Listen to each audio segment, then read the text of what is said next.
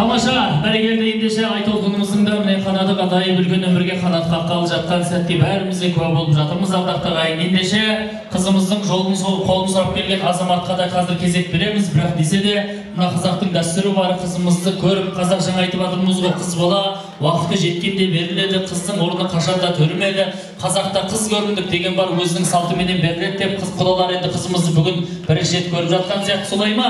Я, ендеше қызымыздың жанына келіп жеңгелері болса жаңа көрімдігін беріп өз қазақтың дәстүрін жасай беріңіздер. Қыз ауылдың жеңгесі сүйкімді дейді. Ал енді қызымыздың жаңа көріп сырғасын салып осы жерде бір дәстүрді жалғап қойсақ деп жатыр. Өте бір керемет дайындалып келген екен. Bir қол соғып қошемет тұрып тұрайық. Құтты болсын.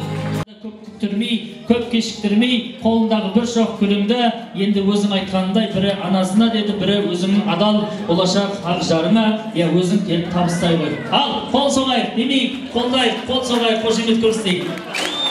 Ай, бәрекелді. Екіншісі, абасын танисың ба?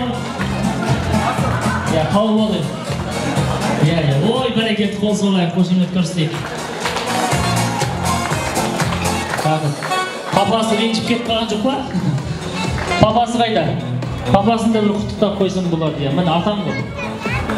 Қайда бір видео алып келмедім ба, мойша орамыз дейді. Жақсы, бір қол соғып қошемет ұрып қояйықшы. Рахмет, құтты болсын, кешіріңіздер, я. Ой, құтты болсын.